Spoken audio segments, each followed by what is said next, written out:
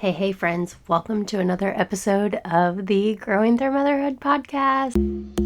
Hey, Mama, welcome to the Growing Through Motherhood podcast, where we grow through the struggles, joys, and beautiful messes of life together.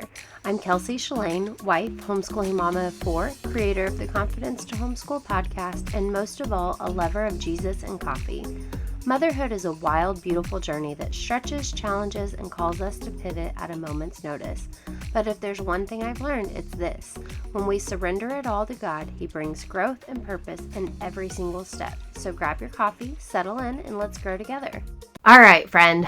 So today we are diving into dropping the judgment. This is a concept since it was introduced to me. I have introduced it to a couple of people and told a couple of people and helped them work through their little things. And so it's been a really, really fun thing to play with, not only in my own life, but seeing how it's coming up in my friends' lives and seeing how it's coming up in my mom's life and all of these different places. It has been such a fun thing. So what in the world is judgment to begin with? So judgment is assuming the intent, making it mean something, an internal criticism of others or of yourself.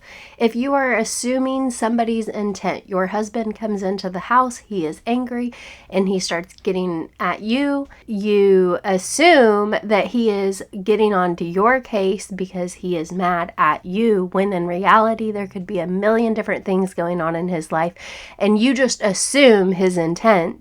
And then you guys are in a fight the second that he walks in the house. That is judgment. You are passing judgment on him. He is passing judgment on you. So what does dropping the judgment actually mean?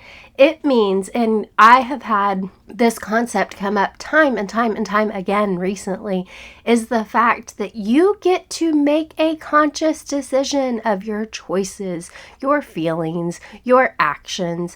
And it talks about in High Performance Habits, the fact that you actually can change the feeling that you are feeling with consciousness. And you don't have to feel anxious. You can feel excited instead. This has just been a concept that's come up so many times. And so, of course, it comes up in the place where consciously choosing to not judge in that moment is what we use for dropping the judgment. So I'm going to tell you how this applies in your marriage, with your kids, even with yourself. How many times do we judge ourselves? I know that that is a really big thing as well. But first we have to start off with, what is this not? So like I said, I test ran this with a couple of different people, and here is what I have learned to build some framework around this. This does not mean that you become a doormat. This does not mean that you do not have boundaries. That does not mean that you do not have needs. It does not mean any of those things. As I was learning this concept, the Bible verse, she is clothed with strength and dignity, from Proverbs 31:25, continued to come up. I have made it like a thing. If I see a pattern, I just kind of dig into it. It's just how I live my life at this point.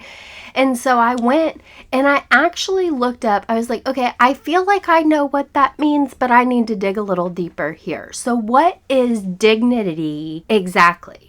And so here is what dignity is. Somebody who is calm, grounded, not reactive. They are not easily shaken or pulled into chaos, and they respond instead of reacting. And I was like, well, isn't that funny that this would be the thing that would come up as I am learning about being calm, grounded, not judging, and thinking things through before I react. I have gone through a whole mental process. So I am going to share that mental process with you today. And it's so easy, guys. There's just 4 steps to it. That's it. So when you're in judgment, the other person will move into defense. Let's think through this. When you feel like you're judged, you automatically go into defense mode 9 times out of 10. Even if you don't say that out loud, even if your words are not out loud, you feel on the inside in a defense mode. that is a trigger. You kind of go back to like old childhood wounds. You go back to old traumas. You go back to these places subconsciously without your conscious mind even necessarily knowing sometimes. That's where those words of you always or you never come from. And so we are going to work on dropping the judgment, and I'm going to give you the process first, but you've got to listen all the way through because there's some stories that are going to give you some really practical at how this has worked, because I think they're really going to help you and help you relate. So whenever you are in a place where you are triggered, where your body is telling you you're unsafe, you feel like the, racing heart, you feel the anxious thoughts, you feel the mind just wandering, you feel all of these, I think that we kind of know what a trigger means in our life. It's whenever we are in judgment, we are triggered.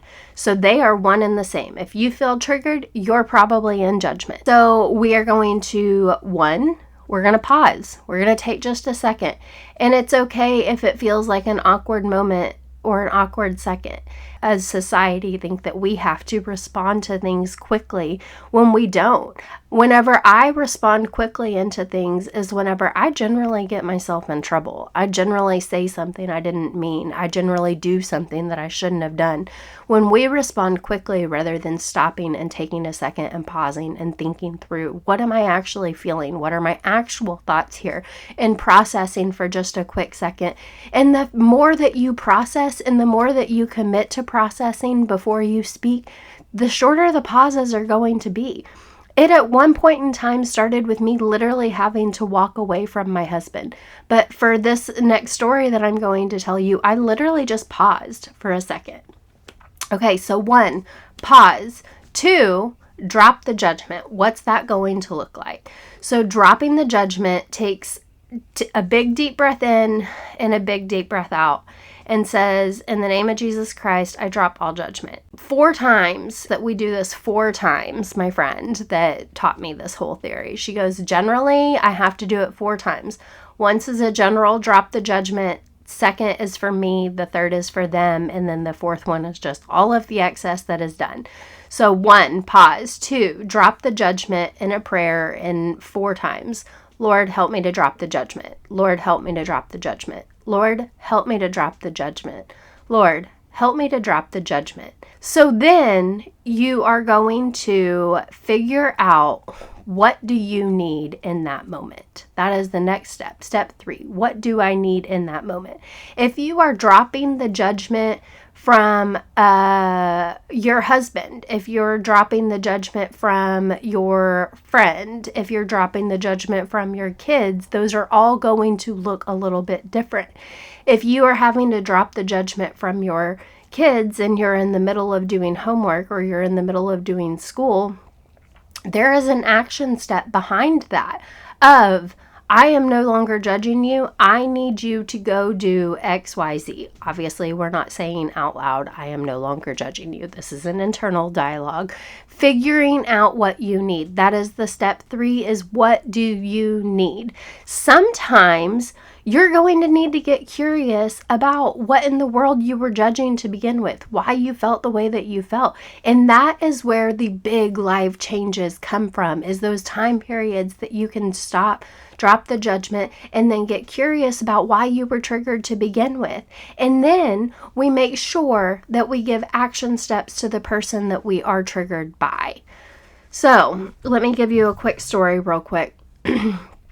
Where did all of this come from? This all came from me having a conversation with my husband. He's been, he had been gone quite a bit. And we are on a phone call and he goes, I don't feel like you ever listened to me. And I was so taken back by this, because there is nothing in this world that I love more than talking. Well, God, I love God. But I love to have a good conversation. And there is nobody in this world that I would rather have a conversation with than my husband, because I love him with every ounce of my being. I would sit and have a conversation all day with him if he would sit and have a conversation with me. Yes, please sign me up. So when he told me, You never listen to me? I'm sitting here going, oh, wait a minute. Stop. That's the pot calling the kettle black. One, because I always listen to you, but I don't think you ever actually listened to me. And then two, it was, in order for me to listen to you, that means you would have to talk, because he is not a talker. Where I say I would love to listen to him talk all day, every day, he's not a talker. And so my brain immediately went to those two different thoughts. And so I actually didn't really know what to do with that. And like I said, I've gotten really good at the pause. And I was like, okay, can you tell me more about that? So that was my verbal that I actually said, is, can you tell me more about that? And he was like pulling into a jiu-jitsu gym. He's like, I gotta go. We'll talk about it later. So I call Kathy. I actually already had a call with her at that time. And we were working through some different things. And so that is what came up, was me telling her he feels like I never talked to him or never listened to him. And she was like, well, the things that you thought he feels, he felt that judgment in that moment, that you immediately went into judgment. She's like, you didn't say it out loud, but you were triggered and you were judging. And so when you get into a judgment and he is judging and you guys both get defensive, then you are no longer in a conversation. You have begun a battle. And when you are in a battle, how often actually do we get things accomplished? Not super often. Whenever you're in a battle, most nobody is wanting to actually hear. You guys are listening to respond to the other one, and you just don't get very far. And so this whole thing was birthed out of that one conversation with him. And he came home like a couple weeks later and was telling a friend about it. And it's so funny because this was nothing to him. Like, this was not that big of a deal to him. It was kind of something that he just like slid off of his tongue. He didn't think twice about it. Like, it was not a big deal, but I was triggered completely because of all of the things I've already told you. And then he was triggered because he thought I was going to come at him from that point in time. So I say all of that to say, when she taught me, that was the point in time when she taught me to drop the judgment. She goes, so instead of the thought process of, you don't listen to me, that's the pot calling the kettle black, I would listen to you if you would talk, all of that, she goes, you pause, you drop the judgment, and then you say, this is what I need from you. So I did the correct thing in the fact that I didn't say what I was thinking. I said, can you tell me more about that? That was correct. But the energy was already there. You know, the Bible talks about your thoughts and how much they affect everything. And he is my husband. He is very looped in with me. He knows me very, very well. And so he could tell whether the tone in my voice changed. He knew I was in judgment and that I had other things to say that were not the ones that came out of my mouth. And so he immediately went into defensiveness, which he does. And so I say all of that to say that is where this came from. I had started after that just, pausing it. So I moved into dropping the judgment after I learned it from Kathy. That's where all of this came from. I just need you guys to hear, when you're in judgment, you're not having a conversation, you're having a battle.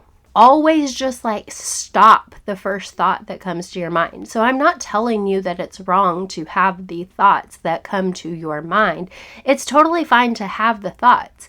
It's the dropping the judgment so the tone in your voice doesn't change, so the expression on your face doesn't change, so that there is not a triggered response, that you're not responding out of triggers or out of judging them for their thoughts. It's not that you can't think. It's not that you're not going to be able to have a thought. You're just going to drop the judgment before you respond.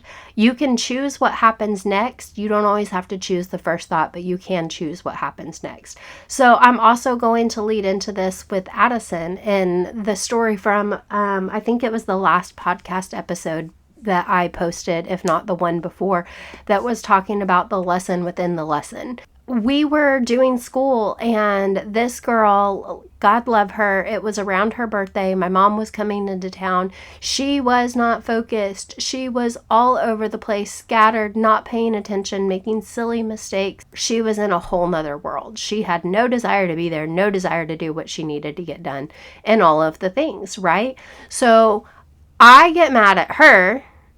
She's already crying because she's frustrated that I'm even making her do schoolwork. And I'm like, girlfriend, you're homeschooled. Like, I'm not sure what your problem is. Like, you could be sitting in a classroom all day. You are not. But here we are. You're doing 45 minutes of schoolwork. You've got this. I'm certain you can handle it. Literally just in this battle of judgment.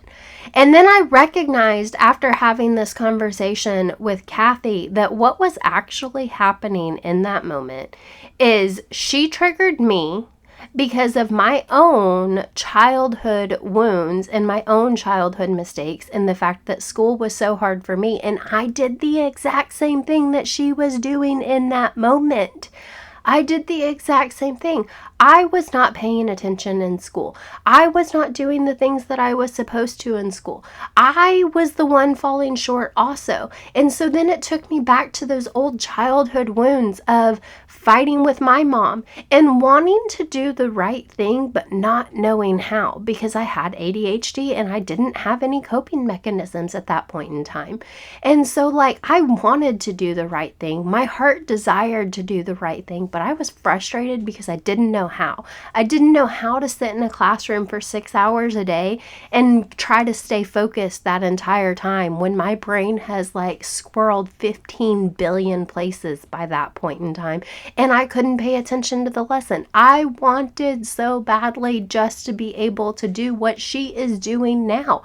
I wanted to be able to sit down and do school in a matter of an hour and a half, 2 hours, and get it all done. And it's just and then move on. If I've got the concept mastered, I want to be able to move on. But I was triggered because of my own childhood stuff. She was triggered because I was judging her. And then on top of that, if you want to take it another generation back, my mom would fight with me, which was part of my trigger with fighting with her. My mom fought with me because my mom had her own triggers of her own schooling. She also struggled in school. My mom was dyslexic, and school was hard for her as well. You think I didn't have coping tools? She definitely didn't have coping tools. They were just discovering dyslexia in that point in time. They didn't know anything about it, so school was hard for her also, and she was working out of a fear of failing me, as well as I was working out of a fear of failing Addison. And all of it comes together in judgment and triggers and learning how to not judge and just be in the moment and work through all of the healing that has to take place in our lives. But that's what we're here for. We're here to get a closer relationship with God, and He wants to heal us from all of these things. There are so many places that we carry shame or judgment, but guys, God sent Jesus to take all of that to the cross. All of the things that are not Him, all of the things that are not good, patient, kind, loving, all of the things that are not from God, Jesus took to the cross. All of the sin, all of the negativity, all of that, He took it to the cross. We have the ability to lay it all down, but we have to make the conscious decision to be able to. Okay, one last quick story, because this is such a mom story, and I think that we need it. Okay, bringing in food. If you are triggered because your children are constantly complaining about food and what you cook and what you serve them, and I'm sitting over here going, guys, I don't even know what I ate growing up. What do you mean you're mad about the fact that I prepared you an actual meal and put it in front of you, and all of you are complaining whenever last week it was your favorite thing? I don't understand.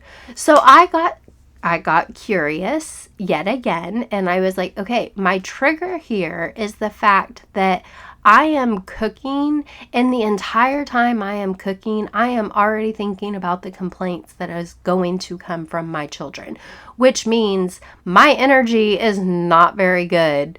And I'm serving it to them with judgment. And then I'm surprised whenever they're all giving me judgment back and fighting with me. So I realized in that moment that I needed to drop the judgment on food. Whether they eat it or they don't eat it, that is a them problem. They have other options. They can make themselves a sandwich. They can make themselves a peanut butter and jelly. I told my son the other night, I said, I am making dinner right now. He's 8. I just taught him how to use the oven to make like little things like corn dogs and, pizza and, like little things. And so I just told him, I was like, I am making dinner right now. This is what I am making. If that is not what you want, it is your job to make you and your brother, who is 6, dinner later. And I left it at that. That's what it was. It was what it was. I don't care what you guys eat for dinner. If I have put it in the house, I'm obviously okay with you having it. So you're going to have to figure out your dinner. If you don't want to eat whatever I want to make for dinner, you're going to have to figure something else out for yourself. And that was my solution. That was how I have been handling food ever since. So if you are triggered by dinner time and you are triggered by making food and serving it to them, maybe there's a place that you need to dig a little deeper on dropping the judgment. Okay, last but not least, the self-judgment part. How many times have you walked away from a conversation and you're like, I should have said this. Why did I say that? And all of the different things. We already talked about the fact that God sent Jesus to take that to the cross. He even says, Jesus says from the cross, forgive them, for they don't know what they're doing. Forgive them. He's not passing judgment on them on the cross. He is literally praying to God in that moment saying, forgive them. They don't know what they're doing.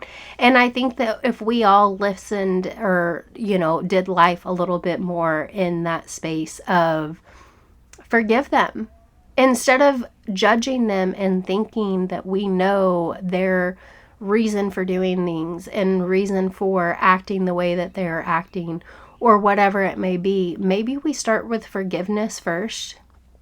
We drop the judgment first. We forgive them.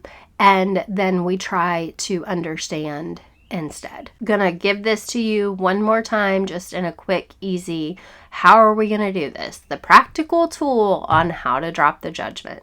First, we're gonna breathe and then we're gonna pray. I drop the judgment in Jesus' name 4 times. You're dropping it for general, yourself, and then them, and then we're cleaning the rest of it. If this is something that you need to do on a regular basis, if you are somebody who feels like you get caught up in judgment quite often, or feels like you're frustrated with the world quite often, or feels like you're constantly feeling triggered, then do this once an hour. Set an alarm once an hour to remind you to drop the judgment.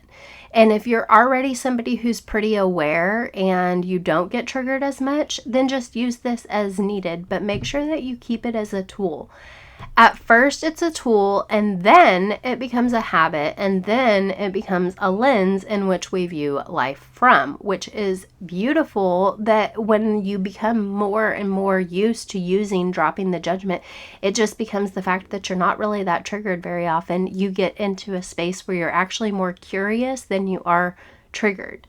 Notice the trigger, drop the judgment, get curious, and reflect. Where do I do this to? Unfortunately, here is another thing that I have learned is most often, just like my story with my daughter and the fact that I was triggered because I did the exact same thing, most often our triggers are reflecting back something to us that we are also doing in life in some way, shape, or form. So get curious on your triggers. Dig into them, ask God to reveal things to you, and this is just a wonderful, great recipe for growth and growing closer to who God has called you to be.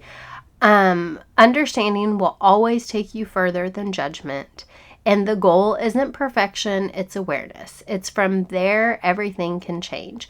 So understanding will always take you further than judgment. Understanding somebody, getting curious about somebody. I'm reading a book called Funny Story right now, and it is hilarious. It is a funny story. It's got slight spice in it. But it's so funny, and she has always wondered how to talk to people and how this guy can just have a conversation with anybody, and she is learning that getting curious is how you become somebody who can have a conversation with anybody. And I think that curiosity is just the biggest blessing in life, and I totally and completely think that we should be more curious about others, and the understanding that we provide to them. The goal isn't perfection, it's awareness, and from there everything can change. You don't have to do this perfectly, you just have to be aware of the fact that you're triggered so that you can do the process that is super easy, those 4 easy steps: pausing, praying, figure out what you need from them. If it is finishing an assignment, if you need to be direct with your husband and say, I need you to do the dishes, I need this from you. If it is a question that you need to ask, where is it that we can work on this? And to be honest, out of all of this came from, he never gave me a solution. David never gave me a solution to why it was he felt the way that he felt of not being heard and not being listened to. He never gave me the solution, but I prayed about it. And I said, Lord, help me to know, help me to understand what my husband needs from me. And we have figured out a completely different way to relate to each other with the fact that he has been traveling so much lately. I'm so excited. He's coming home. He's going to be here a while. It's going to be awesome. I'm so pumped. But with that being said, it helped me to learn a new way to grow intimately with him in conversation, in connection, all from that one thing that he said that he didn't even really mean that much by it, but so much good has come of it. So I hope you have the very best day, and I will talk to you later. Hey friend, thanks for hanging with me today. If this episode made you laugh, think, or whisper, okay, Lord, I needed that, go ahead and follow the show, leave a review, or share it with another mom who needs a little holy encouragement.